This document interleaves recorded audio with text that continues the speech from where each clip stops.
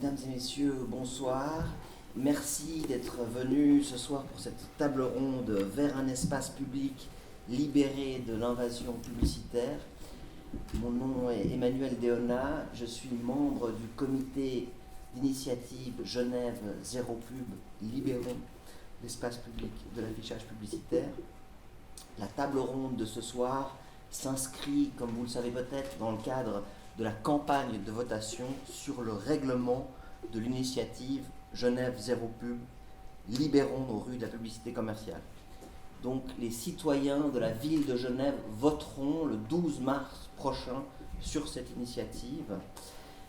Cette initiative, en deux mots, elle vise à interdire la publicité commerciale par voie d'affichage dans l'espace public et à remplacer la publicité commerciale par la publicité culturelle, associative et caritative.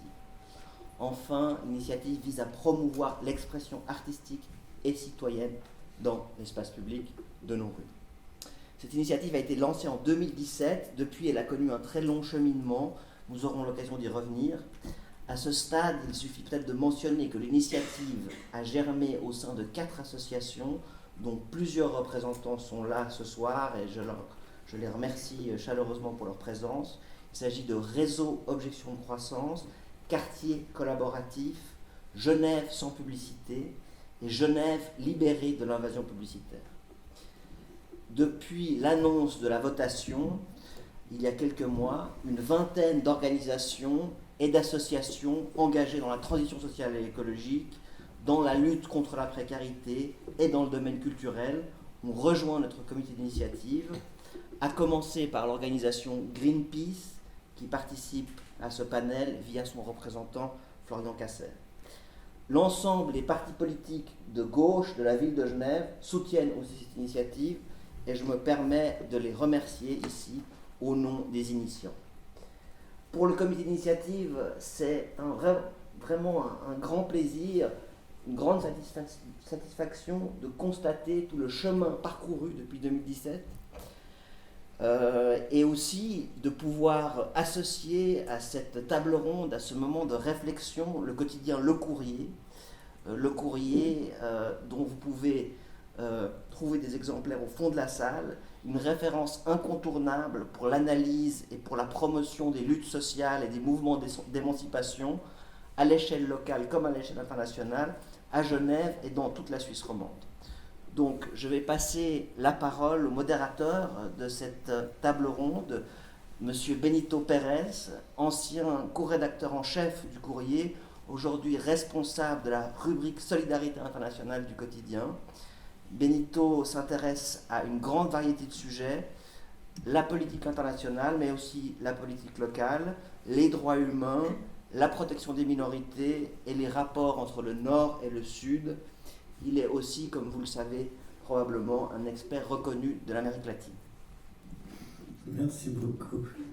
Merci beaucoup, Emmanuel. Bonsoir à tous. Moi aussi, je vous remercie d'être présent en nombre, d'être sorti malgré le froid. Je vais me permettre encore un peu de pub, après la pub d'Emmanuel pour le courrier, parce qu'au fond de la salle, donc, il y a quelques exemplaires de ce journal presque sans pub, en tout cas sans pub commerciale pratiquement. Et puis à l'intérieur, vous trouverez des bons pour un essai gratuit au courrier. Donc si vous n'êtes pas encore abonné, précipitez-vous, les 10 premiers auront un bon gratuit. Voilà, c'était la partie pub. Maintenant, on va commencer la partie anti-pub. Avec, je vais vous présenter les différents intervenants qui vont participer à ce moment de réflexion sur la nécessité de limiter la publicité dans l'espace public. Alors, je commencerai par Anja Immobersteg. Est-ce que je l'ai bien dit ? Je l'ai bien dit. Qui, après avoir travaillé dans le privé, s'est réorienté professionnellement dans la communication afin, on va dire, de sensibiliser au mode de vie durable et au mode de vie alternatif. Elle a travaillé au sein de l'association Green Drop, je suis juste. Et puis, ensuite, elle a fondé un festival de mode éthique Et puis, depuis un peu plus d'1 an, elle travaille à la Fêtière suisse du commerce équitable, dont elle est la représentante romande. Ensuite, nous aurons Florian Casser. Vous êtes chargé de projet à Greenpeace, basé à Zurich. Vous étiez spécialiste du nucléaire et puis maintenant vous vous consacrez principalement aux questions de consommation et de promotion de l'économie circulaire. Et dans une vie précédente, vous avez été même bistrotier à Genève, si je me trompe. Et le dernier, mais pas le moindre, Thomas Bourgenot, qui est venu depuis Paris. Merci, on le remercie beaucoup.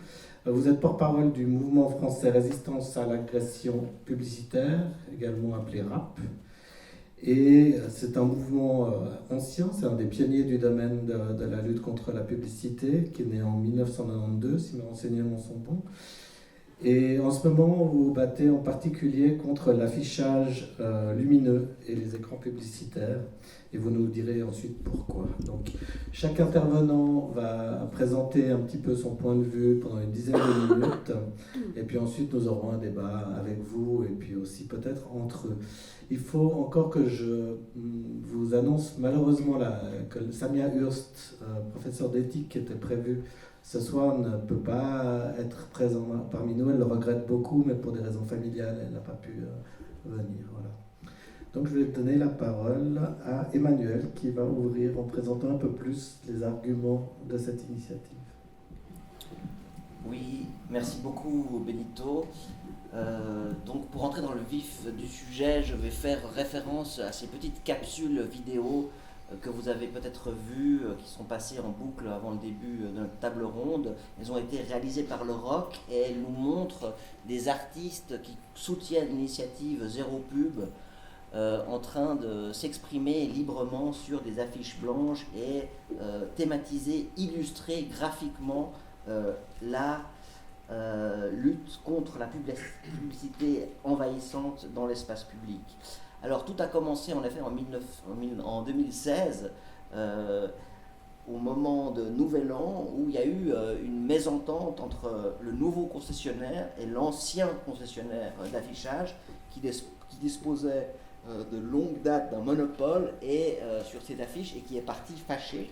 Donc on a assisté à un mouvement citoyen de personnes qui ont dessiné sur les affiches blanches, qui ont exprimé leur créativité et qui ont aussi, sans vulgarité aucune, exprimé leur ras-le-bol par rapport à la publicité et souvent rédigé des slogans anti-publicitaires. Donc c'était un moment charmant, un printemps anti-publicitaire, un moment où on a vu donc cette créativité se déployer, on a vu les citoyens qui voulaient embellir la ville, qui voulaient de façon ludique peut-être se réunir autour de nouveaux objectifs, d'une autre façon de vivre ensemble. Et puis on a vu en fait aussi pas mal de personnes s'émerveiller de ce moment convivial où les gens discutaient autour de ces affiches blanches, jeunes ou vieux, et où on voyait une sorte de démarche participative éclore, comme les autorités en réclament souvent. Et le comité d'initiative, les organisations que j'ai mentionnées tout à l'heure, ces 4 petites organisations, ont rédigé une initiative à l'aide d'un juriste constitutionnaliste qui leur a suggéré de ne pas faire certaines erreurs, de bien calibrer le texte pour pouvoir susciter l'approbation des autorités. Et on a quand même rédigé ces principes qui guident notre action et qui sont des principes en fait qui guidaient l'action de mouvements anticonsuméristes depuis de longues années. Ces principes, ce sont ceux du mouvement décroissant en général qui déplorent que dans la société actuelle, une société de consommation, on nous incite à surconsommer, on nous incite à toujours en vouloir plus, on conduit certaines personnes au surendettement et la publicité commerciale contribue de plus en plus au réchauffement climatique qui est le grand défi de notre temps. La publicité commerciale et non pas la publicité culturelle, associative, caritative.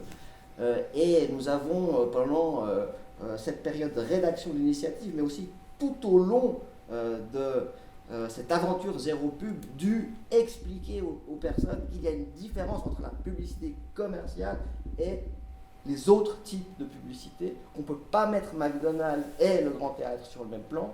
Et figurez-vous que beaucoup de personnes étaient étonnées par cette affirmation, partageaient pas forcément, et ne partagent pas toujours pour certains, ce constat qui pour nous est une évidence, qu'on doit faire une distinction entre des services et des produits qui sont nocifs du point de vue de la cohésion sociale et des produits et des services qui contribuent à la cohésion sociale et qui même nous élèvent en tant que citoyens ou en tant qu'audience d'un spectacle ou d'un film, pour prendre quelques activités artistiques. Et les artistes nous ont soutenus pendant tout le long de cette initiative, continuent à s'engager aujourd'hui pour l'initiative, et ce n'a pas du tout été facile puisque les lobbies commerciaux ont tout de suite attaqué par le biais de leurs avocats en faisant recours au niveau de la justice genevoise, au niveau de la justice suisse, et ça a mis 4 ans pour que notre initiative soit finalement validée par le Conseil, le tribunal fédéral en 2021. Donc de 2017 à 2021, il y a eu une longue lutte, aussi une attente de voir enfin notre initiative aboutir au niveau parlementaire.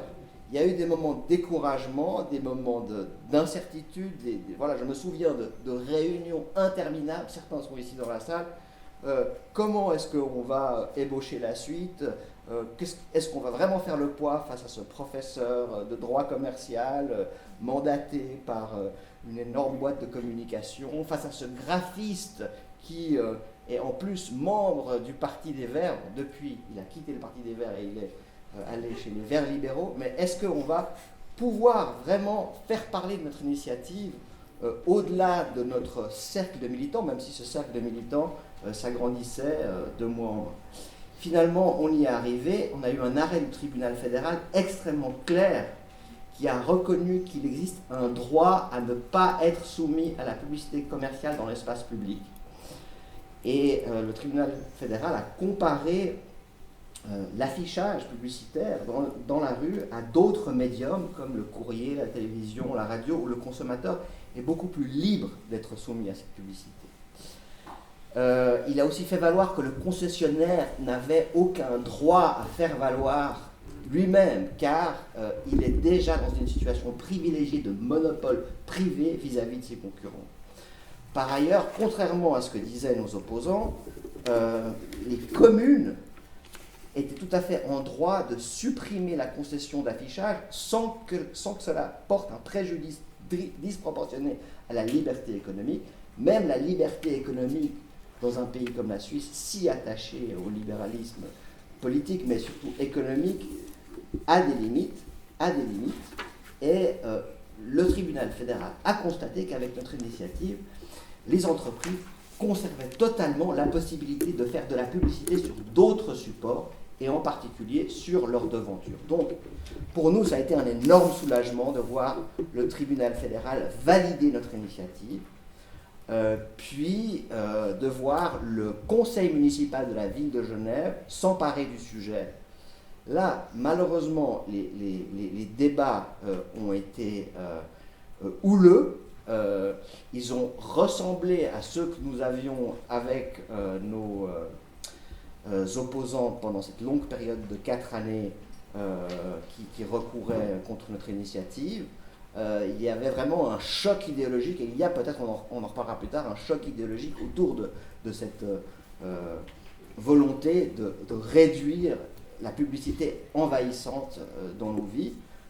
Pour les partis de droite, il fallait recommencer entièrement le débat, faire venir des auditionnés nouveaux à qui on n'avait jamais donné la parole, recommencer À aucun moment, là je me réfère à ce que les conseillers municipaux socialistes, verts et l'ensemble à gauche nous ont raconté pendant la période du débat, à aucun moment il y a eu, du point de vue de la droite, une possibilité de dialoguer sur un texte commun qui aurait pu faire l'objet d'un consensus. On vote le 12 mars sur un autre projet, qui est un projet d'aménagement dans le quartier dit Bourgogne. Et pour ce sujet de votation, la droite appelle aussi à voter oui, alors que là, les fronts sont extrêmement figés et on s'attend même à des débats très très durs parce que la droite estime que notre texte, qui est pourtant extrêmement raisonnablement rédigé, va beaucoup trop loin et entrave la liberté économique, mais va à l'encontre de ce qui ferait l'ADN de notre vie en société. Alors bien sûr que en fait, la votation elle-même a donc été causée techniquement, juridiquement parlant, par un référendum. Donc les référendaires ont eux aussi réuni le nombre de signatures requises pour faire voter la population. Ça c'était il y a quelques mois. Et puis on va avoir un débat ces prochaines semaines. Pour nous c'était important de lancer ce soir cette séquence de débat. On sait que ça va être difficile parce que Genève est certes la capitale internationale des droits humains, avec les organisations internationales, avec les ONG, avec toute une tradition libérale dans le sens politique du terme, mais elle est aussi une des plus grandes plaques financières du monde, une plaque tournante du négoce des matières premières. Beaucoup de marques de luxe sont présentes ici. Beaucoup de personnes très très fortunées exhibent sans trop de problèmes leur richesse, sans trop s'attarder sur les réactions que cette exhibition suscite parmi la population précarisée. Donc ça va être difficile de gagner cette votation, mais du côté du comité d'initiative, qui se réunit demain d'ailleurs en conférence de presse, on espère pouvoir gagner cette initiative. Et on se réjouit en tout cas déjà de remarquer qu'on a eu, grâce à cette longue pré-campagne, puisque voilà, nous sommes déjà en campagne depuis 6 ans, et là on va avoir une campagne de 2 mois jusqu'à la votation, on a pu mettre en évidence les méfaits de la publicité commerciale sur la santé, sur la cohésion sociale, sur l'environnement, sur l'économie locale, sur les stéréotypes, en particulier les stéréotypes sexistes. Et puis, pour conclure, je dirais que notre initiative, pour nous, met en jeu 2 enjeux absolument majeurs pour les sociétés démocratiques. Le premier, c'est les droits culturels. Les droits culturels tels qu'ils sont définis notamment à l'article 27 de la Déclaration des droits de l'homme, à l'article 15 du Pacte international des droits économiques, sociaux et culturels, englobe les droits des individus à choisir de participer à la vie culturelle de leur choix, indépendamment de leur appartenance à un groupe et à des frontières.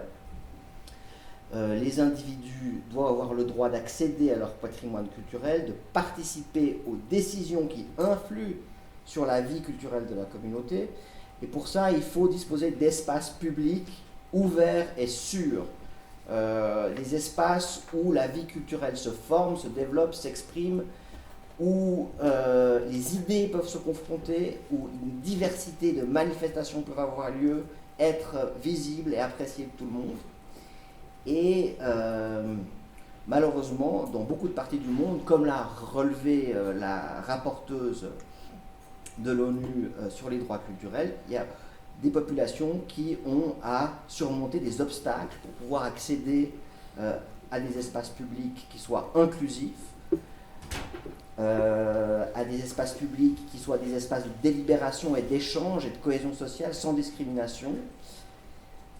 Et de ce point de vue-là, il est vraiment important pour nous de revenir à ce moment fondateur de 2017 où les artistes et les citoyens qui apprécient l'art se sont emparés des panneaux blancs pour qu'on puisse se rappeler que les espaces publics qui contribuent réellement à notre paysage culturel soient réellement accessibles. Et pour nous, le rôle des autorités est de faciliter l'accès à une vaste palette de manifestations artistiques. C'est pour ça que les artistes seront au centre de notre campagne, le sont déjà.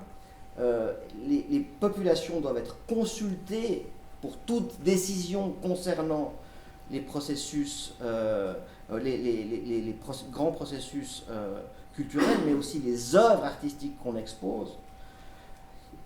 Et de ce point de vue-là, la publicité et le marketing commercial fait office d'écran de fumée. On ne peut pas participer pleinement à la vie culturelle si on est matraqué par un marketing qui, en fait, a un impact sur notre vision du monde, sur nos croyances philosophiques, sur nos aspirations, sur nos valeurs, sur nos pratiques culturelles. Et je reviens à ce que je disais au début, il est capital de lutter contre cette façon de rendre floues les frontières entre le commercial et le non commercial, de lutter contre le nombre ahurissant d'incitations à consommer qu'on reçoit chaque jour, et d'être conscient qu'il y a des techniques extrêmement sophistiquées, inventées, échafaudées par des scientifiques dans des think tanks, mais dans des laboratoires, pour contourner notre capacité de prise de décision rationnelle, et le neuromarketing, ça s'appelle notamment, qui a aussi qui recourt aux scanners cérébraux pour nous forcer à acheter et nous orienter vers certains choix de consommation qui sont extrêmement délétères pour la vie en communauté. Donc je conclurai par là. Pour nous, les enjeux se situent à plusieurs niveaux. Le droit de participer à la vie culturelle sans aucune discrimination, les libertés d'expression artistique et de création, les libertés des personnes appartenant à certains groupes marginalisés, en particulier les femmes et les personnes en situation de handicap. Et on a besoin de réduire drastiquement la publicité et pour nous, interdire la publicité commerciale par voie d'affichage. C'est une étape vraiment cruciale dans cette reconquête de notre droit à participer pleinement à la vie sociale et culturelle. Je vous remercie. Merci, Emmanuel. Tu as presque respecté le temps. Vous représentez ici des acteurs économiques qui parfois utilisent l'affichage. Est-ce que vous n'avez pas vos droits économiques qui sont bafoués par cette initiative ?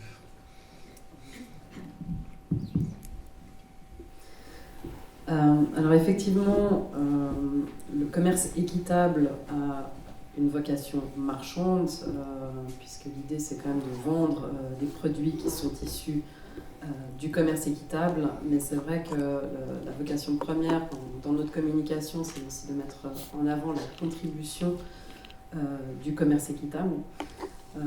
En ce sens-là, je dirais que la communication qu'on fait, donc elle est principalement axée sur de l'information, de la sensibilisation, et on peut dire que d'une certaine manière, effectivement, on est marginalisé par la publicité, puisque finalement c'est difficile pour nous d'avoir recours à ce type de communication.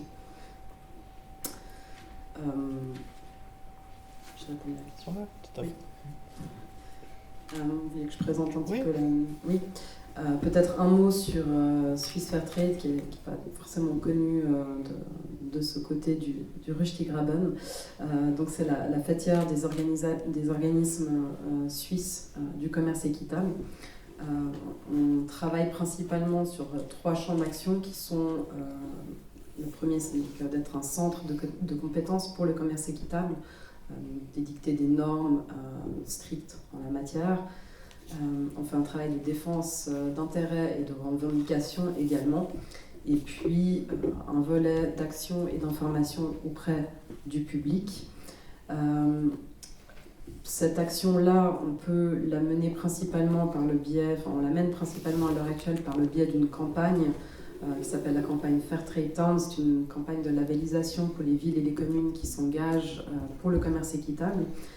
Genève a obtenu la distinction Fairtrade Town à l'automne dernier pour cet engagement-là.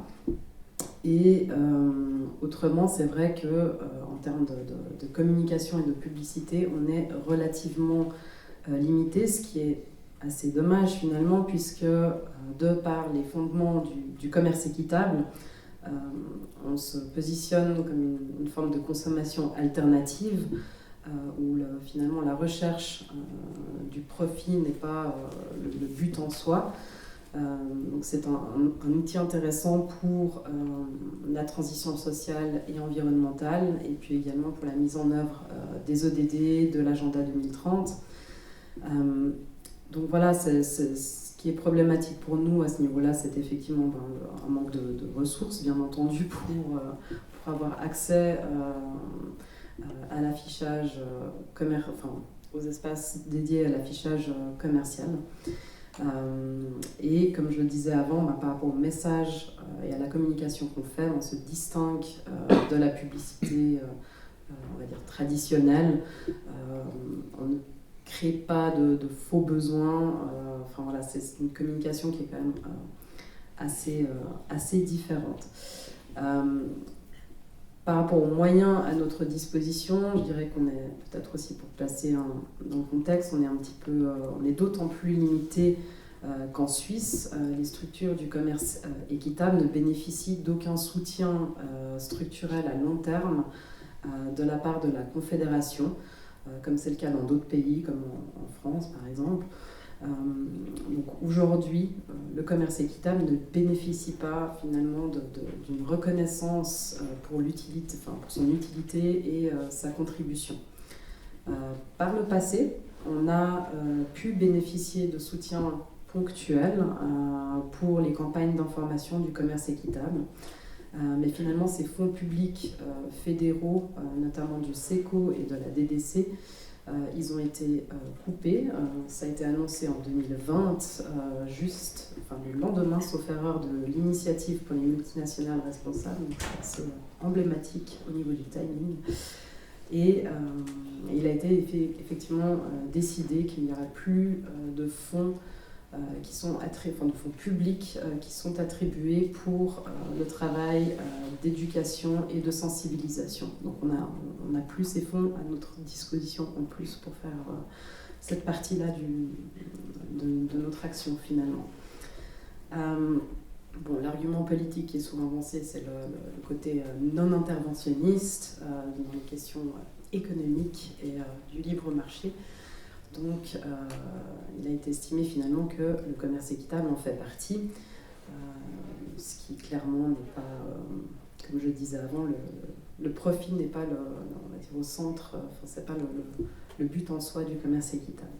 Ce qui concerne Swiss Fairtrade, donc on a pu percevoir des fonds, notamment pour le démarrage de l'association fêtière et le lancement de la campagne Fairtrade Town. Mais c'était des contributions qui étaient limitées dans le temps. Et donc, à l'heure actuelle, à moins de lancer des projets, on a uniquement, pour faire le travail de sensibilisation, les cotisations de nos membres, notamment. Donc voilà, autant vous dire qu'on n'a pas 75 000 membres, donc les ressources sont également limitées de ce côté-là. Voilà, pour donner un peu le contexte. Merci Ania. On va passer à Florian qui va nous expliquer pourquoi l'UNPS soutient activement cette initiative. Merci. Mais je vais d'abord vous faire réfléchir un peu parce que j'ai préparé un petit quiz avec 3 questions. Je commence par la première. Dans quel pays y a-t-il le plus de surface d'affichage par habitant? Alors petit A, la Suisse. Petit B, l'Allemagne. Petit C, la France. Je vous laisse réfléchir, je vous donnerai les réponses plus tard. La deuxième question, c'est quel est le plus gros annonceur publicitaire de Suisse? Alors petit A, McDonald's, petit B, la Migros, petit C, Swisscom. Et comme troisième question, de combien l'empreinte carbone individuelle d'un habitant ou d'une habitante du Royaume-Uni augmente-t-elle en raison de la publicité? Je vous dirai plus tard pourquoi est-ce que je parle tout d'un coup du Royaume-Uni, mais de combien est-ce que ces émissions augmentent à cause de la publicité? Petit A, 5%, petit B, 15%, petit C, 30%. Pourquoi est-ce que Greenpeace s'intéresse à ces questions? Je crois que je n'ai pas besoin de m'étendre trop longtemps là-dessus. On fait face à une crise environnementale sans précédent, une crise globale, tant au niveau climatique qu'au niveau de la biodiversité. Notre mode de vie contribue grandement à cette crise, notamment dans les pays riches, les pays du Nord, les pays comme la Suisse. Simplement pour donner un ordre de grandeur, si tout le monde vivait comme avec le mode de vie qu'on a en Suisse, on aurait besoin de 3 planètes pour couvrir nos besoins en ressources, en énergie et pour absorber les déchets qui découlent de notre système économique. 3 planètes. Et puis notre système de consommation contribue vraiment grandement à cette situation. Et c'est pour ça que Greenpeace s'intéresse en fait aux causes de ces systèmes. On essaie de s'intéresser maintenant aux racines de ces problèmes. Et la publicité, le marketing, l'incitation à la consommation fait partie des moteurs de ce problème, des moteurs de la consommation, et souvent de la surconsommation, c'est-à-dire une consommation qui va bien au-delà de ce dont on a besoin en fait pour couvrir nos besoins ou pour être satisfait, pour être content, pour être heureux. Questionner la publicité, je crois que c'était longtemps un peu un débat marginal. Je viens d'en parler avec Benito. C'était un peu circonscrit à des mouvements, surtout en France d'ailleurs, les casseurs de pub, ça fait longtemps. C'est un mouvement que moi, même quand j'étais jeune, m'attirait beaucoup. J'ai souvent trouvé qu'en Suisse, on n'en parlait pas beaucoup. J'habite maintenant depuis 15 ans à Zurich. Ça a longtemps été vraiment, disons, absent du débat public. Et puis maintenant, étonnamment, ça revient. Et je crois que on n'a plus besoin de voir cette question de manière idéologique. On a une situation où les scientifiques nous disent on est en train d'exploser les limites que nous impose la planète. Voilà les causes, et la surconsommation en est une. Et quels sont les moteurs de cette surconsommation, entre autres la publicité. Donc je ne vois plus du tout cette question de manière idéologique, mais c'est vraiment un raisonnement que nous devons nous faire si on veut s'attaquer à ces questions, à ces défis environnementaux. Et je suis convaincu d'ailleurs que cette question dépasse... Alors Emmanuel, vous avez beaucoup parlé de cette bataille politique gauche-droite, mais je suis convaincu que cette question chez les gens dépasse ces clivages, parce que cette publicité, il y a une saturation, clairement, dans la vie de tous les jours. Chacun d'entre nous remarque ça, on est bombardé, peu importe la situation, peu importe le canal, il y a de la publicité. Et je suis convaincu que ce n'est pas les gens de gauche ou les écolos qui remarquent ça, mais aussi dans d'autres milieux, il y a un ras-le-bol d'être confronté sans arrêt à cette publicité. Allez, je vous donne la première réponse au quiz. Je commence par cette étude qui a été faite en Angleterre. C'est pour ça que je parlais d'Angleterre, parce que c'est du au Royaume-Uni, parce que ces chiffres n'existent pas pour la Suisse, il y a une étude qui montre que la publicité augmenterait l'empreinte carbone des gens d'environ 30%. C'est énorme. Donc la contribution de la publicité pour l'empreinte carbone augmenterait de 30%. On essaye à Greenpeace d'avoir des informations un peu similaires pour la discussion en Suisse. C'est pas facile, mais bon, je pars du principe que l'ordre de grandeur, d'ailleurs c'est l'ordre de grandeur qui compte dans ce genre d'études, parce qu'il y a toujours des incertitudes sur les chiffres, mais l'ordre de grandeur devrait être similaire. Voilà, Genève zéro pub, avec un peu d'ironie, je trouve d'ailleurs qu'il y a un peu de tromperie sur la marchandise, parce que c'est pas zéro pub, en fait c'est zéro pub commercial, et que ça laisse un espace à des formes d'annonces, de publicité pour la culture, pour les ONG, de liberté, enfin d'expression sur d'autres formes. Donc j'insiste vraiment là-dessus, il y a toute une partie qui reste possible dans cet affichage. En fait, cette discussion au niveau local, au niveau de la ville, elle nous donne, à nous, Greenpeace, qui sommes actifs principalement au niveau national et international, la possibilité de discuter de ces questions, de contribuer à ce débat public et de donner justement cette perspective, ce lien avec la crise environnementale que nous vivons. Espace public, donc la première question c'était dans quel pays y a-t-il le plus de surface d'affichage par habitant? Allez, c'est facile, c'est la Suisse, loin devant l'Allemagne et la France. C'est pas, d'après les chiffres que j'ai, le pays où il y a le plus de surface, mais on est vraiment clairement dans le groupe de tête, le peloton, ou l'échappée, on pourrait dire, à ce niveau. Voilà, donc discuter de limitation de l'affichage dans le domaine public, c'est prendre le problème par un bout, c'est-à-dire le moment où l'affichage où la publicité est là.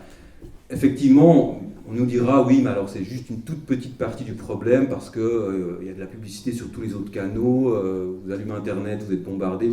Alors oui, mais voilà, commençons le débat où il est possible. Et par rapport à ce qu'on fait à Greenpeace, en fait, nous on a de manière générale une approche un peu différente. On essaye de travailler à la source, c'est-à-dire là où les entreprises génère cette publicité avec un accent sur la grande distribution, pour nous en Suisse, sur donc les géantes du commerce de détail, parce que ce sont d'une part les plus gros annonceurs en Suisse. Donc à ma première question, est-ce que c'est McDonald's, Migros ou Swisscom? C'est une question piège parce qu'en 2021 c'était la COP qui avait les plus gros budgets publicitaires juste devant la Migros. Les autres, Aldi, Lidl, sont tous dans le groupe de tête. Swisscom était 5e, sauf erreur. McDonald's, pas très loin, mais pas dans le groupe de tête. Enfin, c'est vraiment ces géants de la grande distribution qui ont les plus grosses dépenses et le plus grand nombre d'annonces, tous canaux confondus d'ailleurs, au niveau de la publicité. Ces entreprises ont aussi un rôle clé parce que c'est elles qui façonnent nos habitudes de consommation. La publicité, l'affichage, c'est une partie, mais tout le marketing, les produits qui sont proposés, la manière dont ils sont proposés, toute la politique des prix qui fait que vous êtes influencé sur la manière avec laquelle vous consommez. Et puis, ce qui est intéressant, puis c'est méconnu, mais pour nous, en tant qu'organisation de campagne environnementale, ce sont des entreprises qui sont fixées des objectifs de réduction de CO2 très très ambitieux. Ce sont des objectifs qui, sur le papier, sont conformes avec l'objectif de Paris. On parle d'objectifs qui se basent sur des considérations scientifiques. Et pourquoi est-ce que je les mentionne et pourquoi est-ce que c'est intéressant? C'est parce que ces entreprises, pour les nommer, Migros, Coop, les autres géants de la distribution, n'arriveront pas à atteindre ces objectifs sans poser la question d'une réduction, c'est-à-dire de vendre moins de certains produits de limiter vraiment la vente de certains produits. On parle notamment beaucoup dans le domaine alimentaire des produits animaux, la viande, les produits laitiers. Et donc, ils n'arrivent pas encore à le reconnaître publiquement. Hein. Mais le fait que tôt ou tard, ils devront reconnaître que oui, on devra vendre moins, par exemple, de viande, ça nous amène vers cette question de changement de paradigme, de quitter en fait le toujours plus vers cette question de réduction et en toile de fond justement de critique à un système de croissance. Et moi je trouve intéressant, presque un peu, enfin, il y a disons une opportunité de montrer que si ces entreprises se tiennent à leurs engagements et veulent vraiment contribuer à limiter la crise climatique sur des bases scientifiques, devront poser la question justement, enfin réduire la vente de certains produits et donc, pour revenir à notre sujet, réduire la publicité, faire en sorte que oui, on ait moins envie, on ait moins le sentiment d'avoir le besoin d'acheter certains produits. Donc voilà, réduction, ça va être au centre de nos préoccupations ces prochaines années. Critiquer la publicité au niveau local, de manière générale, c'est une contribution à cette discussion et c'est pour ça que nous la menons à Greenpeace Suisse. C'est contribuer finalement à ce travail de transformation en profondeur de notre système économique, de notre ordre social et finalement ça fait partie de notre mission de nous engager pour un monde meilleur et une protection de l'environnement. C'est la mission que s'est fixée Greenpeace. Bonsoir. Alors donc effectivement je viens de France, je représente une association qui s'appelle Résistance à l'agression publicitaire que vous connaissez peut-être pas. Donc je vais vous dire en une phrase, son objet social c'est de lutter contre les effets négatifs directs et indirects des activités publicitaires sur l'environnement et les individus. Donc, pardon, là ça va mieux, il faut vraiment que je me colle comme ça. À la bouteille. Ouais, pas de plastique sur les photos. Donc, ouais, je répète, l'objet de l'association, c'est lutter contre les effets négatifs directs et indirects des activités publicitaires sur l'environnement et les individus. Donc, malgré notre nom un peu rentre-dedans, on n'est pas contre la publicité, qui est le fait de rendre publique une information.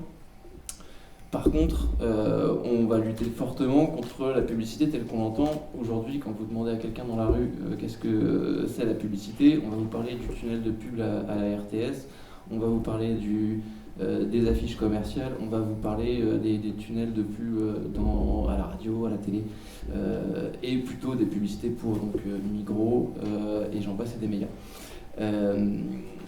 D'ailleurs, j'aime bien commencer mes interventions par une petite question au public. Est-ce que qui dans la salle se sent influencé par la publicité ? Ok. Alors, aux gens qui se... Alors, je réponds aussi, moi, je lève la main. Pour les gens qui ont, et puis d'ailleurs pour tout le monde, qui se disent pas influencés par la publicité, si je vous dis un mot comme pâte à tartiner, peut-être ça vous évoque quelque chose.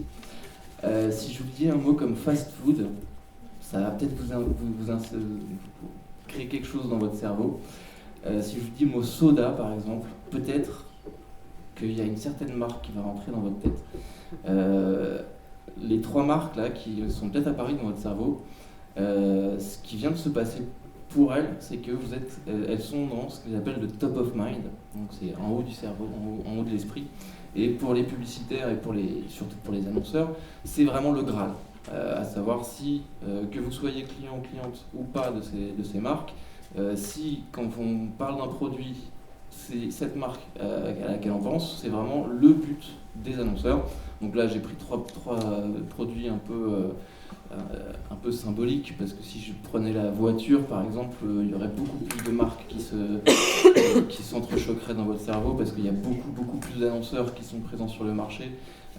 Si je prends les banques, ce sera pareil, il y aura beaucoup plus de marques parce qu'il y a beaucoup plus il y a plus de concurrence, on va dire, mais bon, typiquement des marchés comme le soda, la pâte à tartiner ou le fast-food, on a des marques qui sont vraiment très prégnantes parce qu'elles ont compris l'intérêt de la publicité très tôt et donc ont colonisé l'imaginaire très tôt.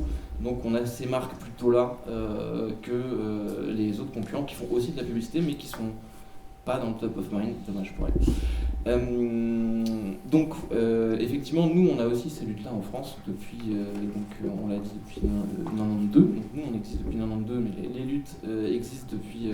En France, on trouve des écrits de Charles Garnier, donc l'architecte de l'opéra à Paris, qui en 1871 a écrit une petite nouvelle que vous pouvez trouver sur notre site qui s'appelle antipub.org, c'est la seconde publicitaire. Si vous tapez les affiches agaçantes, vous trouvez une petite chronique de 5 pages qui se lit en 5 minutes où vous retrouvez, où il explique que ce n'est pas à quelques industriels de maculer la ville. Donc vous avez vraiment l'impression de lire un texte actuel. Donc ces questionnements en France existent depuis très longtemps. Il y a des hauts, il y a des bas. Il n'y a pas eu des luttes antipublicitaires depuis 1872 en continu jusqu'à aujourd'hui. Mais c'est vrai que depuis que nous, en tout cas nous on existe, les casseurs de pub ont beaucoup agi. On a eu aussi un collectif qui s'appelait les Déboulonneurs en France qui a agi pendant une dizaine d'années, qui eux allaient barbouiller les panneaux avec de la peinture et se faisaient arrêter pour aller au tribunal et pour faire le procès de la publicité au tribunal. Et donc utiliser la tribune qu'est le tribunal, parce que quand on passe en procès, on a les relais médiatiques beaucoup plus que quand on fait juste une petite action militante, surtout quand nous on est à Paris et que chaque journaliste reçoit en moyenne 200 communiqués de presse par jour. Pour sortir du lot sans un procès, c'est plus compliqué. Donc voilà, il y a des mouvements anti-publicitaires qui existent depuis très longtemps en France. Nous, on est la seule association dont c'est vraiment l'objet. On pourrait parler aussi de Paysages de France qui lutte spécifiquement sur l'affichage. Nous, c'est vraiment tout l'objet publicitaire. Mais voilà, on était un peu... et d'ailleurs, quand moi j'y suis rentré, quand je suis devenu salarié en 2009, j'étais un peu le seul salarié anti-publicitaire du monde.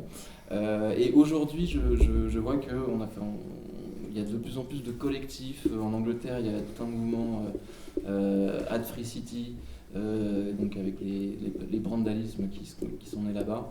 Il y a des collectifs en Amérique du Sud, il y a eu beaucoup de groupes en Suisse, notamment tous les clips, GLIP, je crois que je les ai tous faits, donc les fronts de libération d'invasion publicitaire. En Belgique aussi, il commence à y avoir des mouvements Bruxelles sans pub. Donc voilà. Et on voit que tous ces mouvements sont quand même effectivement très basés sur l'affichage extérieur, ce qui est aussi beaucoup le cas de notre association, Résistance à l'invasion publicitaire. Tout simplement parce que chaque type de support est très complexe, a des tenants juridiques, économiques qui sont différents. Par exemple, attaquer la publicité dans les médias, c'est beaucoup plus, très différent de l'attaquer dans la rue où il y a déjà des bases juridiques.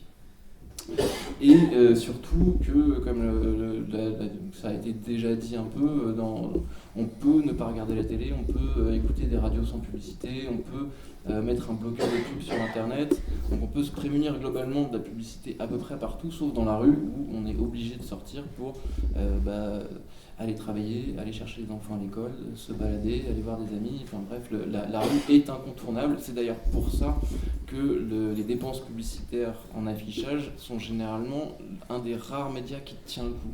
Par rapport à, si je prends la presse par exemple, qui dégringole depuis une vingtaine d'années au profit d'Internet, les médias, l'affichage extérieur reste un média extrêmement puissant parce que c'est un des derniers médias de masse encore actifs aujourd'hui où vous touchez tout le monde, toutes les classes populaires, toutes les classes supérieures. Enfin, vous avez vraiment un panel de gens que vous ne pouvez pas toucher ailleurs, notamment dans les médias, puisque si vous voulez toucher les jeunes, par exemple, ça devient plus compliqué, puisque soit ils ont des bloqueurs de pub, soit ils ne sont pas sur les médias où vous aviez l'habitude de leur parler, sauf dans la rue.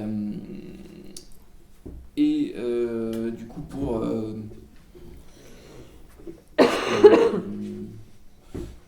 oui, alors nous, notre lutte, elle se fait beaucoup au niveau politique. Si vous arrivez en 92 en France et que vous arrivez aujourd'hui en 23, pardon, il faut se mettre à jour, vous vous demanderiez à quoi sert notre association, puisque si vous prenez le paysage, que ce soit audiovisuel ou affichage, on arrive avec des publicités, alors qui sont certes de plus en plus petites, hein, sur le papier, on passe de 12 mètres carrés à 8 mètres carrés. Par contre, elles sont toutes déroulantes, éclairées et de plus en plus numériques. Alors ça, c'est notre gros cheval de bataille.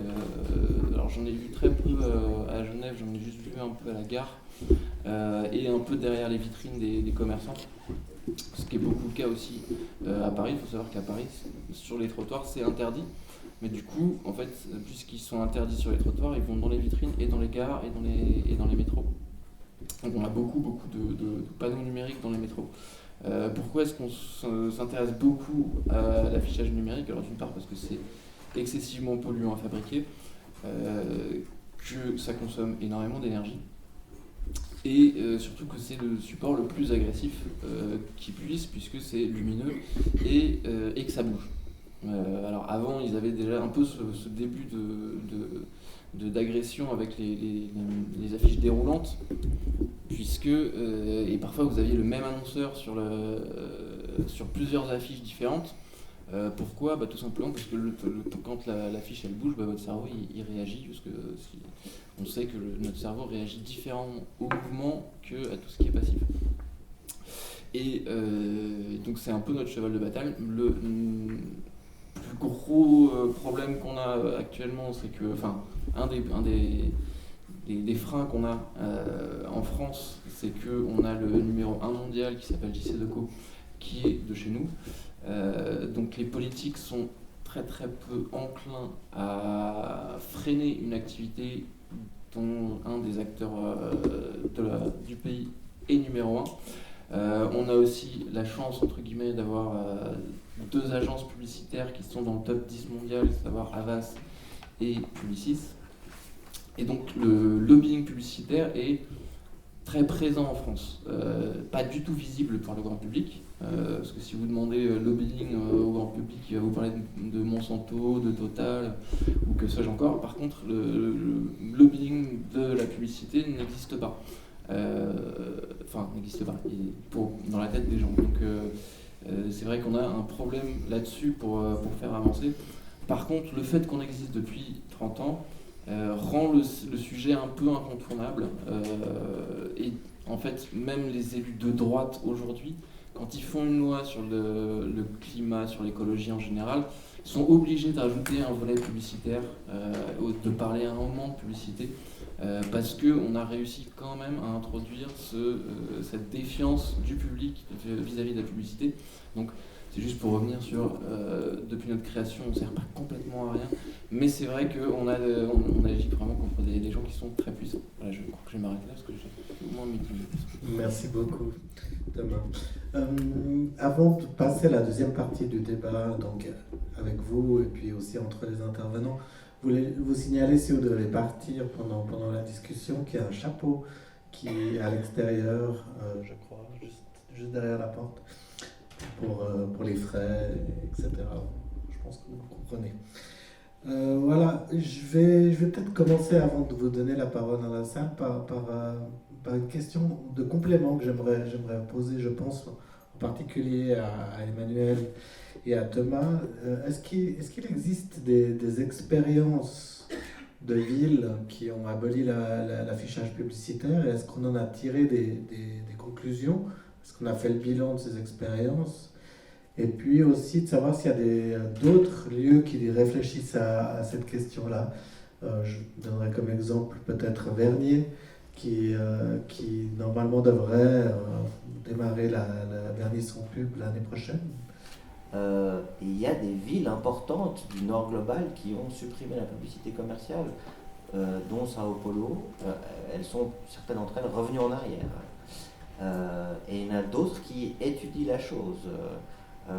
comme Bristol, où on a en ce moment une grande activité sur les panneaux énergivores lumineux, ou Canberra, où il y a un groupe Ad Free Cities qui préconise exactement la même chose.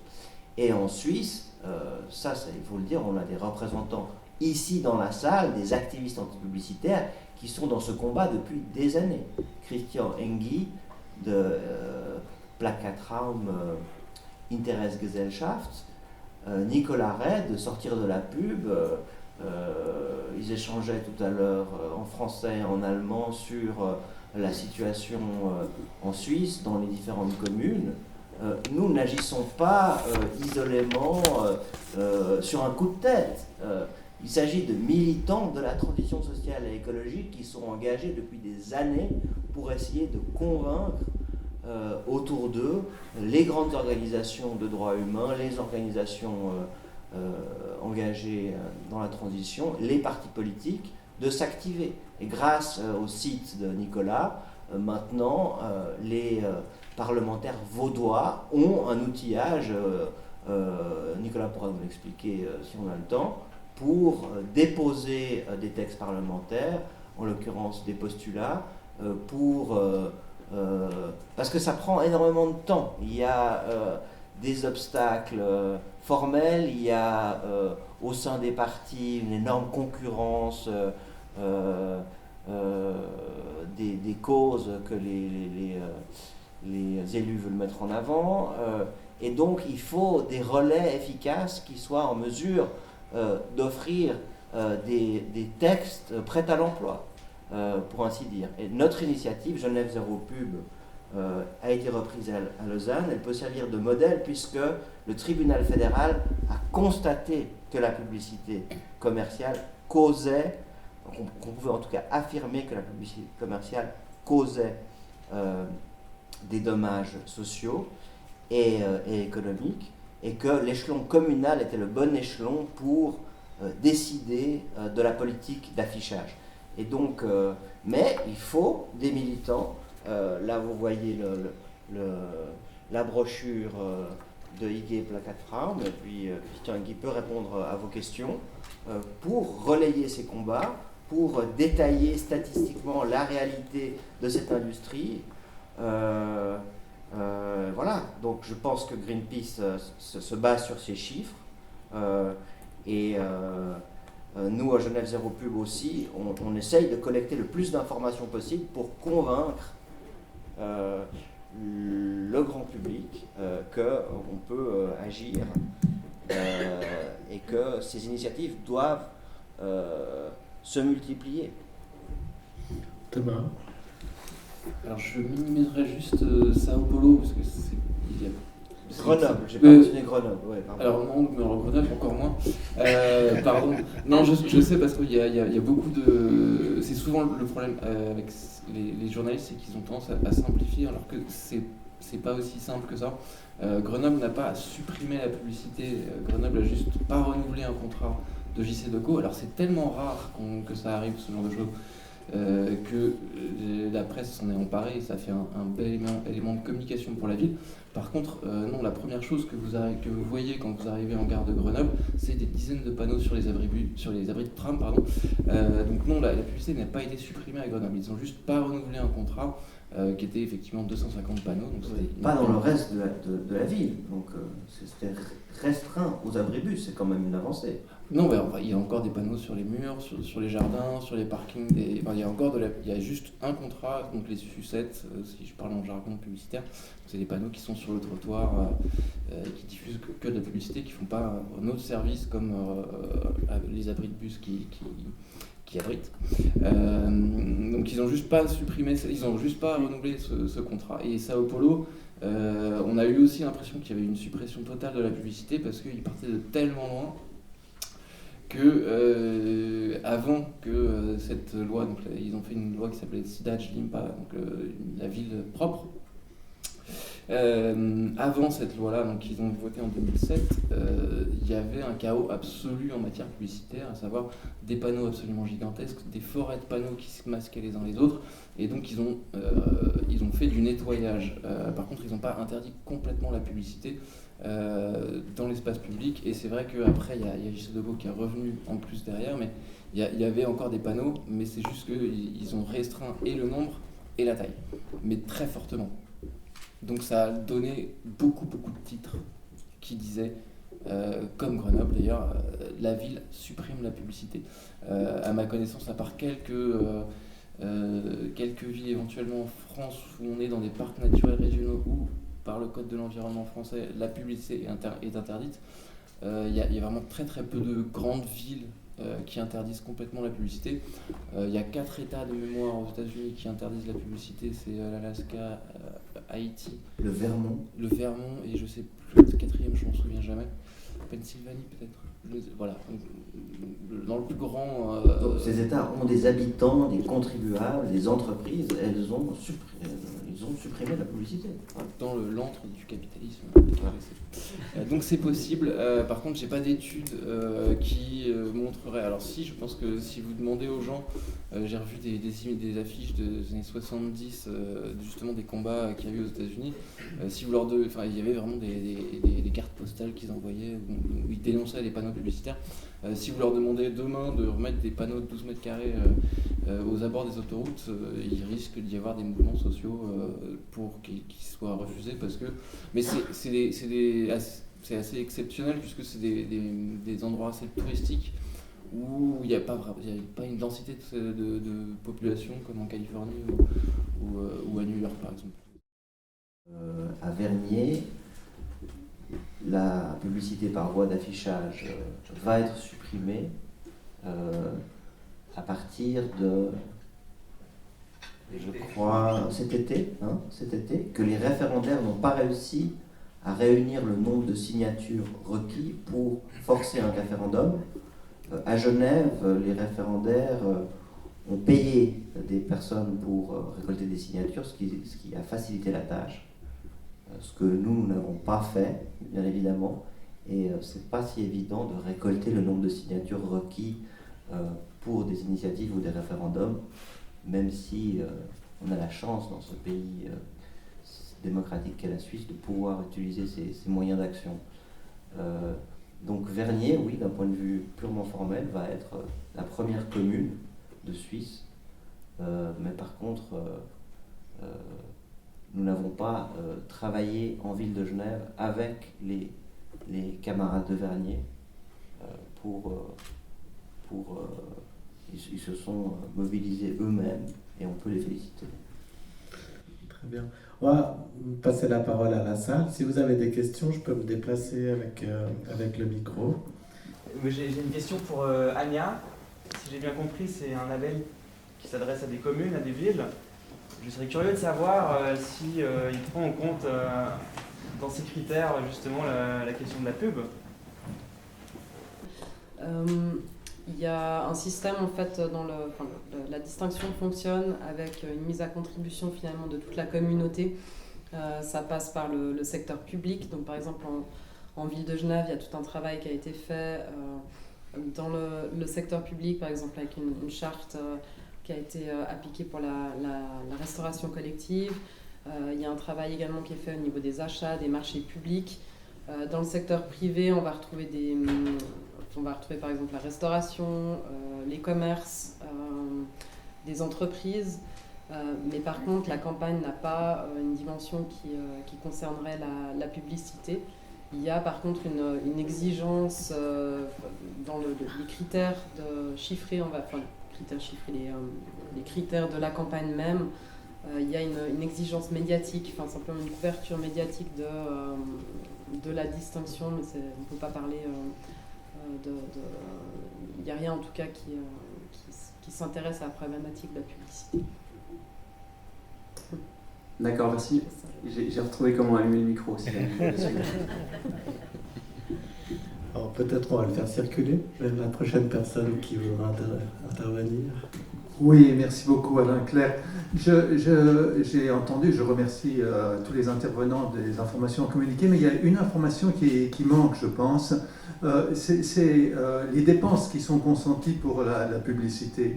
Je crois que c'est des sommes énormes qu'il convient de mentionner parce que ces chiffres impressionnent et ce serait dommage de passer outre. J'entends, c'est des chiffres qui sont colossaux et je crois qu'on pourrait très très bien utiliser ces chiffres pour montrer qu'il y a d'autres manières d'envisager notre développement que ces sommes qui sont consenties pour de la publicité, une publicité qui est mauvaise, pour toutes les raisons que vous avez évoquées. Et je pense aussi que c'est un débat extrêmement important. Il intervient pour la première fois ici à Genève et je pense que je crois qu'il faut souligner cet aspect-là parce que on a parlé de changement de paradigme et je crois que les partis politiques aujourd'hui dans cet Occident qui ne cesse de poursuivre son développement et qui va droit dans le mur, je crois que ce changement de paradigme est un élément essentiel et je crois qu'il faut démontrer aussi, et c'est dommage peut-être que Samia Hurst ne soit pas là pour souligner cet aspect moral en fait, montrer que ce début de discussion est essentiel si l'on veut justement aboutir à un changement de société. Je crois que les partis politiques, je le disais, accompagnent le développement la plupart du temps et à la marge essayent de modifier un certain nombre d'aspects de fonctionnement de cette société, mais il n'y a pas de débat fondamental et ici c'est un des premiers débats fondamentaux qu'on a sur le changement de société que l'on veut avoir. Et je crois que ça c'est un élément qu'il faut souligner. Donc ces aspects-là m'apparaissent importants et ils n'ont pas été, à mon avis, suffisamment évoqués. Merci beaucoup. Je pense que ça vaut la peine que Thomas nous parle de l'Observatoire de la publicité sexiste qui a développé Résistance à l'agression publicitaire.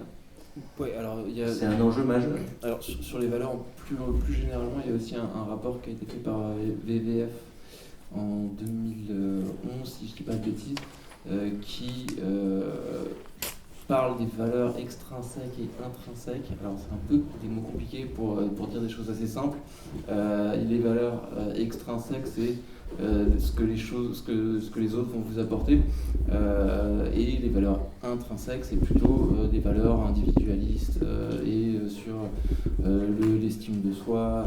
Et voilà. Et donc ils avaient démontré dans ce rapport que la publicité tendait plutôt à mettre en avant des valeurs plutôt égoïstes, individualistes, de la compétition, plutôt que des valeurs de solidarité et de choses plutôt bénéfiques pour les individus. Voilà, et sur le rapport qu'on a fait sur le sexisme et qu'on est en train de faire une deuxième version actuellement, c'était un peu pour répondre au système publicitaire, enfin aux publicitaires en général qui viennent expliquer qu'ils ont réglé le problème du sexisme dans la publicité. Alors, je connais pas bien le système, comment ça se passe en Suisse, mais en France, on a encore globalement, quand on vend des couches, c'est une femme, quand on vend des gardes pour enfants, c'est des femmes, et par contre, quand on vend une voiture, c'est un quadragénaire dans sa voiture tout seul. Donc voilà, on voulait démontrer que malgré, nous on a le système d'autorégulation, mais j'imagine que vous avez pareil en Suisse, démontrer que malgré des règles de recommandation qui se font à eux-mêmes, en expliquant on va pas faire ci, on va pas montrer de la soumission, on va pas montrer telle ou telle chose, et on va mettre en place des dispositifs pour donc faire du name and shame, donc attenter à la réputation des entreprises qui s'adonneraient au sexisme, qui pour moi n'existe pas, parce que si vous allez dans une queue de McDonald's par exemple, vous demandez est-ce que vous pensez que ce que vous allez manger c'est bon pour la santé, 99% des gens vont vous dire non. Donc tout le monde est conscient que la nourriture qu'ils vont ingérer est mauvaise, pourtant on y va quand même. Donc la réputation, n'agit pas beaucoup. Donc en sexisme, c'est à peu près la même chose. On a toujours des publicités sexistes, et donc si vous voulez, je ne vais pas faire un développé complet parce que ça pourrait prendre 1 heure, mais si vous voulez, je vais faire le deuxième instant pub de notre site, antipub.org. Vous avez un petit moteur de recherche et vous tapez publicité sexiste et vous tombez sur notre premier rapport. Et normalement, d'ici la fin de l'année, on va avoir une deuxième version de ce rapport qui va sortir. Oui, c'est une question intéressante et ma collègue à Greenpeace a publié l'année passée une étude très détaillée de la manière des messages qui sont véhiculés avec la publicité justement pour la viande et les produits laitiers. Et on retrouve, enfin, voilà, pour disons, simplifier, il y a tellement de mensonges entre ce qui est proposé ou présenté sur la publicité et la réalité.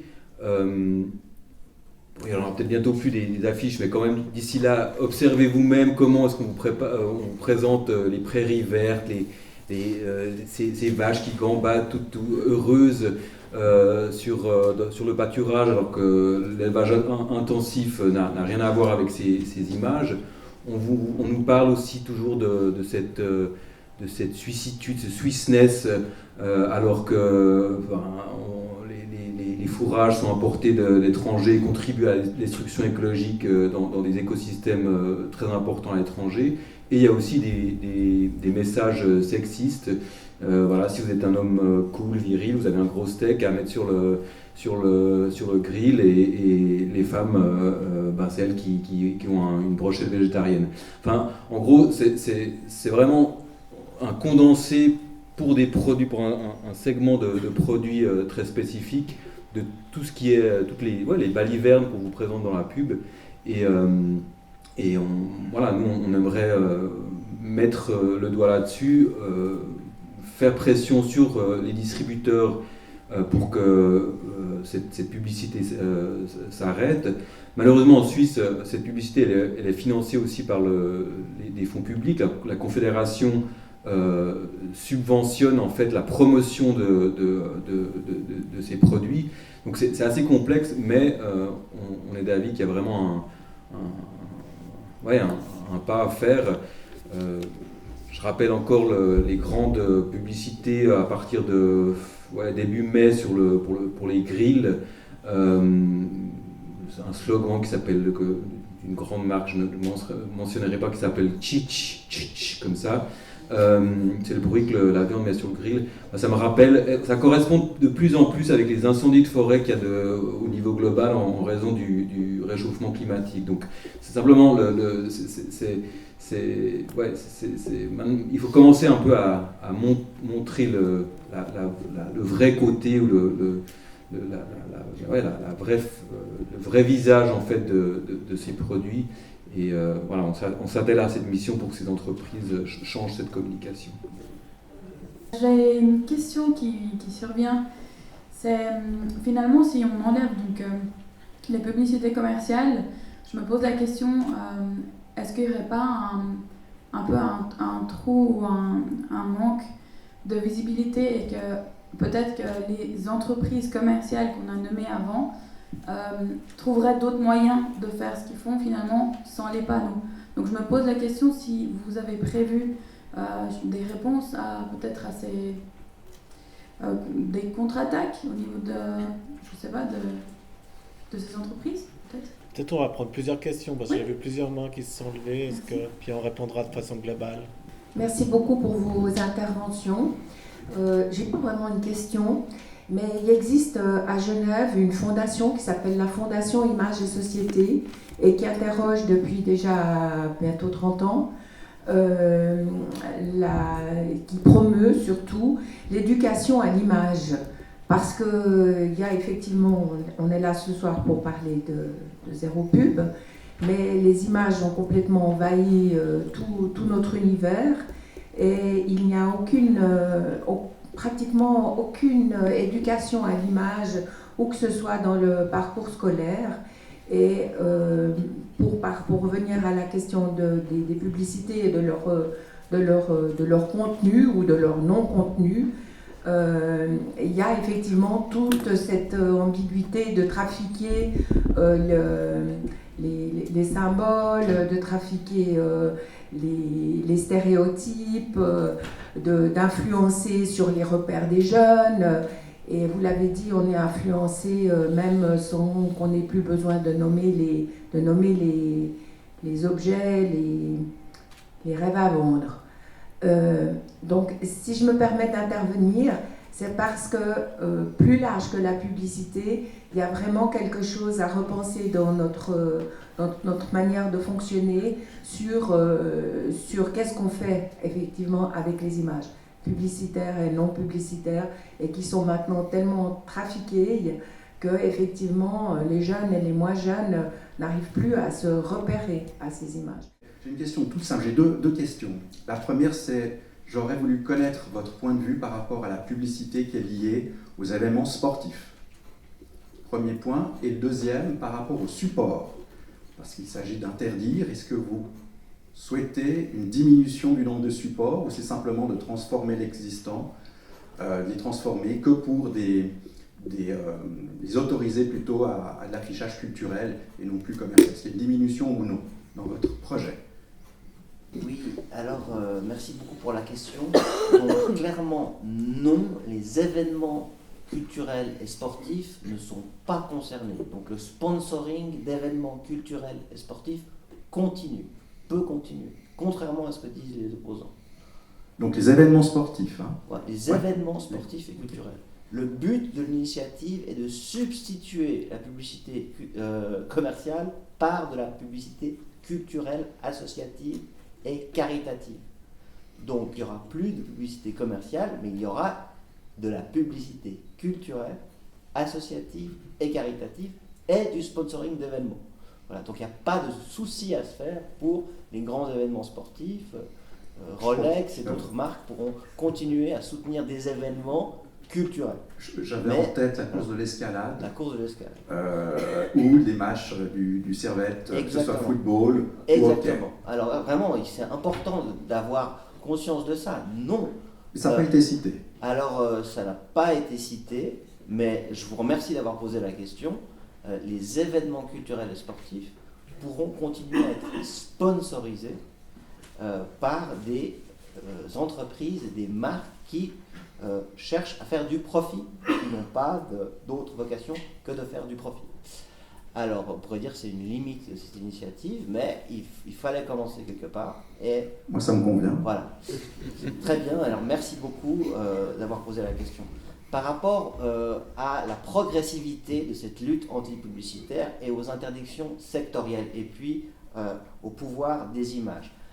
Dans les années 80, au début des années 80, Marlboro sponsorisait la course de l'escalade. C'est le dessinateur Exem, qui était un anti-publicitaire de la première heure, qui a rejoint notre comité d'initiative, qui me le racontait. Depuis lors, beaucoup de choses ont changé. On ne peut plus faire de la publicité pour la cigarette, on ne peut plus faire de la publicité pour l'alcool de la même manière, mais on a dû beaucoup lutter pour obtenir des avancées. C'était il y a 30 ans, il y a 20 ans pour l'alcool, et ça reste un enjeu de savoir comment ceux qui produisent cet alcool vont communiquer sur leurs produits. Nous, on pense que les interdictions sectorielles, c'est très bien. Dans le canton de Vaud, on a interdit la publicité sexiste par voie d'affichage. Donc certains nous disent on peut s'arrêter là, on n'a pas besoin d'aller plus loin en reprenant le postulat genevois au niveau du conseil communal de Lausanne, où ça n'a pas encore été voté, puisque voilà, le Grand Conseil vaudois a voté pour l'interdiction de la publicité sexiste par voie d'affichage, ça suffit. Nous pensons que, et comme l'ont très bien expliqué mes collègues, qu'on ne peut pas s'arrêter là compte tenu de tous les autres produits et services problématiques qui sont exposés dans la rue. Et dans la rue, les enfants voient ces affiches. Les enfants comprennent, en tout cas s'ils sont plus ou moins bien éduqués, que la rue appartient à tout le monde, se demandent ce que ces panneaux font là. Et c'est un vrai enjeu, parce que par exemple, devant les caisses de nos grandes surfaces, il y a beaucoup de sucreries. Et il y a beaucoup de scènes entre parents et enfants juste au moment de passer à l'achat parce que les enfants veulent pouvoir acheter des sucreries. Et ce sont des sucreries qui sont nocives pour la santé, qui en plus coûtent pour les ménages. Les enfants sont vraiment les premières victimes de la publicité.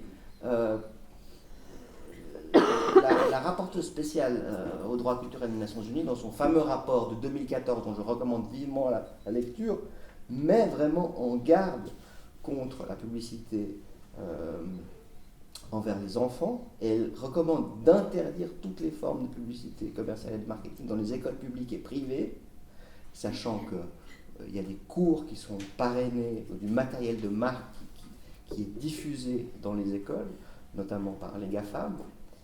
Et c'est vraiment un enjeu majeur de comment est-ce qu'on peut protéger les enfants de la publicité, puisqu'ils sont beaucoup plus vulnérables et les parents ne résistent pas aux demandes de leurs enfants, ou très difficilement.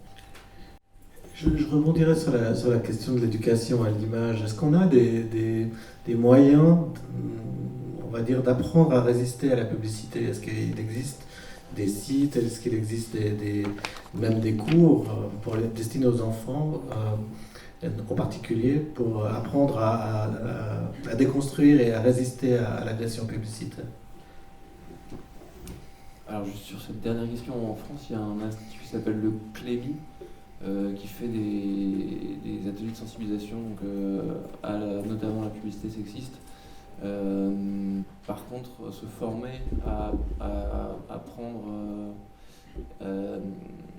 c'est dommage, j'allais répondre à la question de la dame juste après, mais... Allez-y. Ouais, mais je finis là-dessus, puis j'attends que vous reveniez pour non, mais allez-y, je vais pas vous afficher. Pardon, désolé. Bon, bref, je vais finir là-dessus. Je vais finir pour vous sur les reports de publicité. C'est un des sondages qu'on nous fait, hein, toujours dès qu'on parle de l'affichage. Les afficheurs viennent nous dire vous allez déplacer les budgets sur les GAFA et autres, ce qui est en partie vrai. Cela dit, les GAFA n'ont pas attendu d'avoir ces supports-là, enfin d'avoir une suppression ou une baisse de ces supports pour récolter énormément. Je rappelle que c'est 50% des dépenses publicitaires qui aujourd'hui vont sur Internet. C'est effectivement un énorme problème. Par contre, Internet, on a le choix d'y aller ou pas d'y aller, et on peut mettre des bloqueurs de pub, on peut choisir d'aller pas forcément sur tel ou tel site et de choisir plutôt des sites sans pub. Donc on a encore une liberté de ne pas recevoir ces messages publicitaires, mais effectivement les budgets ils vont partir ailleurs, parce que de toute façon le propre des annonceurs c'est de vouloir s'annoncer, de vouloir dire qu'ils existent pour qu'on achète leurs produits. Donc ça va être compliqué de les réfréner complètement, sauf à avoir des lois très restrictives et qui seraient peut-être jugées comme liberticides selon les points de vue. Moi ça ne me poserait pas de problème personnellement, mais pour certaines personnes ça leur poserait beaucoup de problèmes que tel ou tel fast-food, soda ou automobile puisse plus dire à la terre entière à quel point ce qu'ils font c'est magnifique. Moi j'aurais pas de problème à leur retirer certaines libertés, puisque si on parle de liberté d'expression, je préfère plutôt défendre celle des opinions et des idées plutôt que celle du prix du poulet. Voilà, je vous laisse, j'ai fini sur ce point. Et sur la représentation, quand bien même on peut se former à la réception des images, tant qu'on aura un système publicitaire qui nous bombarde. Alors les études varient entre 400 messages publicitaires jusqu'à 5000 messages publicitaires, voire si on compte les stimuli publicitaires, à savoir si on a des petits logos sur ses habits, quand on croise une voiture qui a un logo, ça c'est un stimuli commercial. Quand on passe devant une enseigne, c'est un stimuli commercial, pas à proprement parler une publicité. Là, si on compte tout ça, on est plutôt vers les 15 000 messages stimuli commerciaux par jour. Donc tant qu'on aura ça, on aura beau se former autant qu'on veut à la représentation, c'est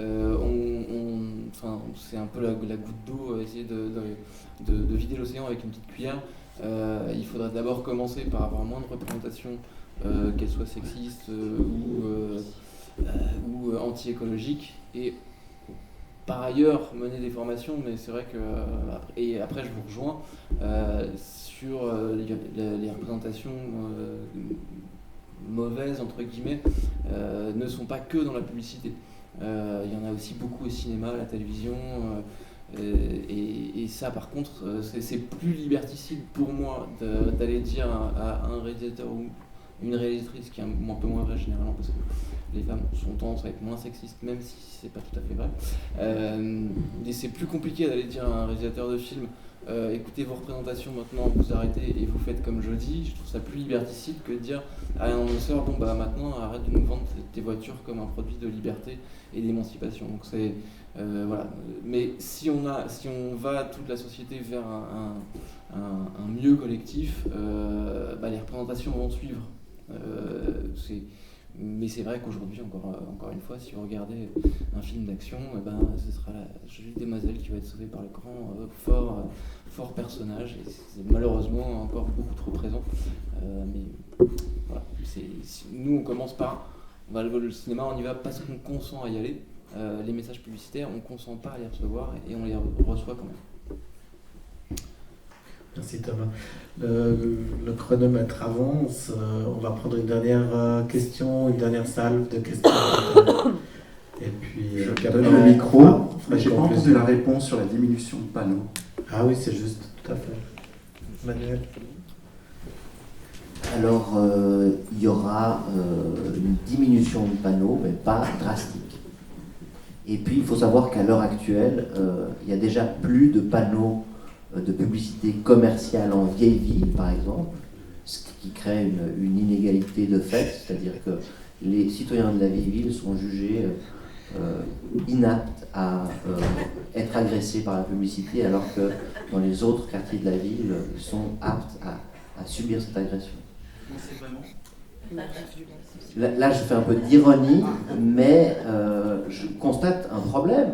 Pourquoi est-ce qu'en vieille ville, les citoyens sont déjà certainement, pour la plupart d'entre eux, mieux lotis que le reste de la population, sont épargnés par la publicité. Pour moi, il y a aussi alors que au Charmy, autour de la gare, dans des quartiers plus pauvres, on a même des panneaux publicitaires sur des immeubles. Ça, c'est quelque chose qui me révolte particulièrement. Des publicités pour les assurances maladie, sans compter le fait que ces publicités sont d'un mauvais goût vraiment écœurant, effrayant. Les assurances maladie en ce moment nous disent qu'on a le droit de pleurer, on a le droit de s'embrasser, on a le droit de pleurer. En effet, on a le droit de pleurer quand on a envie de pleurer quand on voit nos primes d'assurance maladie augmenter. Et on aime s'embrasser parce qu'on est des êtres humains. On s'éloigne un petit peu, ça c'est le domaine privé. Non, je pense qu'il y a aussi une violence symbolique dans la publicité, une violence qui est faite aux pauvres par le fait que les personnes qui n'ont pas les moyens de s'acheter les produits et services de la publicité sont exposés à cette publicité non désirée. Pour compléter la question de monsieur sur les publicités sportives qui restent donc tout à fait autorisées, il faut ajouter aussi que tout ce qui est éducatif, donc école, y compris écoles privées, qui ont également un but lucratif, mais enfin c'est considéré comme éducatif, et donc cette visée-là est également autorisée par le règlement d'application. C'est aussi important de le souligner. Il y a de temps en temps quelques écoles de langue aussi qui font quelques affiches assez rares, mais elles sont là. C'est très rare, mais c'est vrai. Voilà, et celles-là pourront continuer. Première question artistique, terre à terre. En 2017, vous parliez de diversification artistique, d'expression, etc. Donc moi, je travaille chez le principal afficheur au Ville de Genève. Je suis un peu le diable dans la salle, désolé.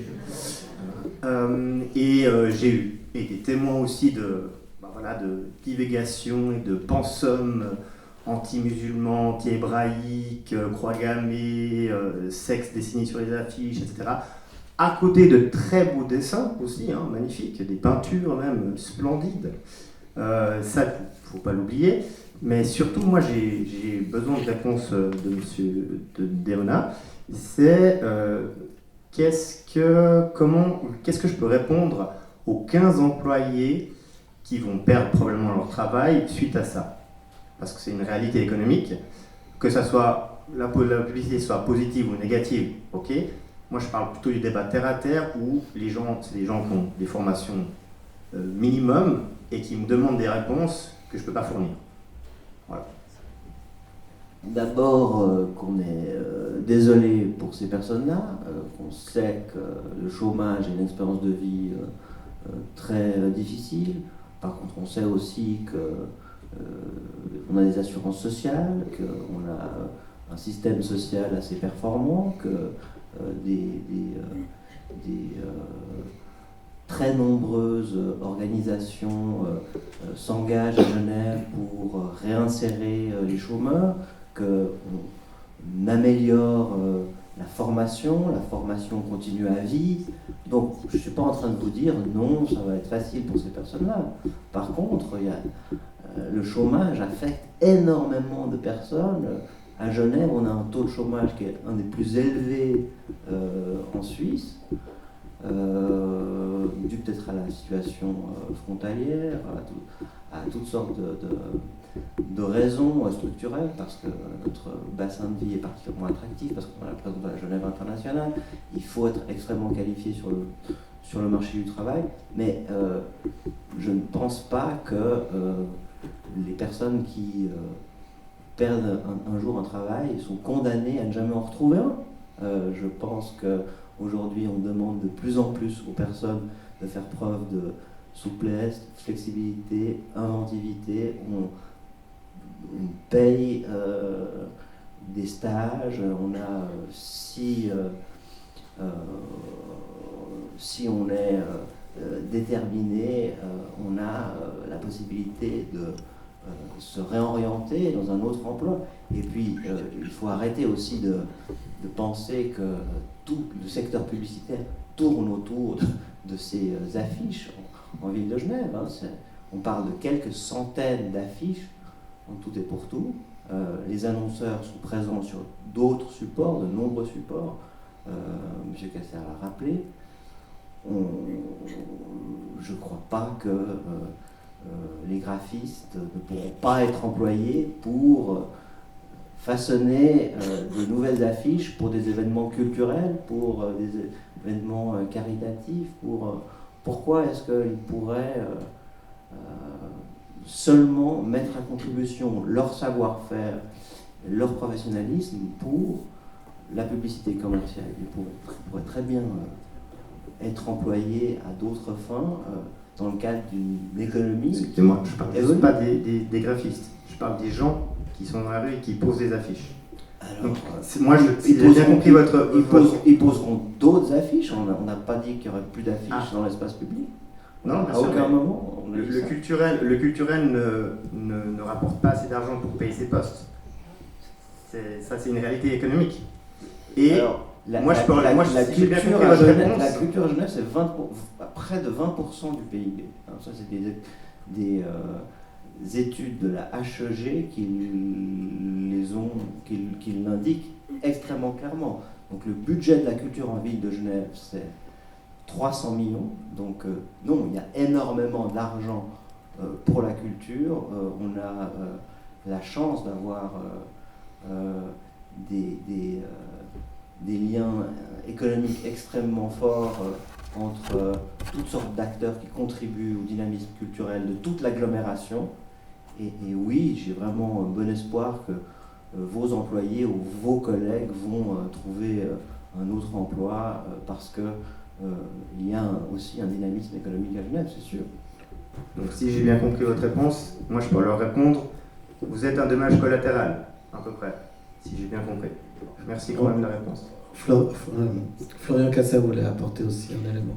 Non, d'abord j'aimerais saluer le loup dans la bergerie, puis te remercier pour cette question, parce que voilà, elle est pertinente. J'aimerais juste mentionner que c'est une question qui se pose à différents... Enfin, elle est très personnelle pour toi, parce que voilà, ça touche les collègues, ça touche l'entreprise.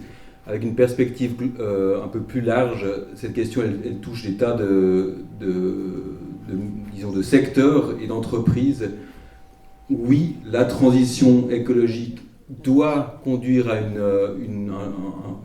un changement structurel, c'est-à-dire que voilà, il y a des postes qui vont devoir être supprimés, il y en aura d'autres qui seront créés.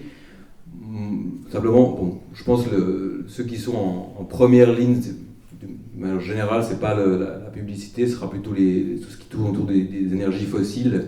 Et puis je crois qu'il faut voir cette question un peu dans un cadre plus général. Et oui, à titre individuel, au niveau personnel, c'est toujours difficile. Dans l'intérêt général, il faudra qu'il y ait, et pas seulement pour la pub, hein, il faudra qu'il y ait des changements et des modèles d'affaires, des entreprises qui disparaissent parce qu'elles sont plus compatibles avec les limites que nous impose la planète. Et déjà, je remercie pour l'initiative parce que c'est la porte à une question plus grande. C'est quelle ville, quelle société on a envie de construire. Ça, c'est la véritable question. Qu'est-ce que je veux construire pour l'avenir? Je veux des gens qui s'endettent parce qu'ils ne réfléchissent pas. Je veux des gens libres. La société est l'évolution tous les jours. Moi, je veux une ville culturelle. Je veux une ville pleine d'artistes. Je veux une ville qui sort et qui est dynamique. Et pour ça, je dois les donner les moyens. Je ne voulais pas les donner les moyens à des grosses entreprises pour afficher, pour continuer à faire tourner la machine. Je veux vraiment de la culture. Et pour ça, il faut les donner les moyens. Et ça, c'est la porte ouverte à construire la société qui a envie de construire. Ça, c'est tout. Et pour ça, je vous remercie. Merci à vous, ça fait une belle conclusion. Merci pour Dan pour la remarque. Et puis, on a un petit apéro pour vous. Et merci encore beaucoup au Courrier et à Benito pour cette association dans le cadre de cette campagne qui ne fait que démarrer. Merci.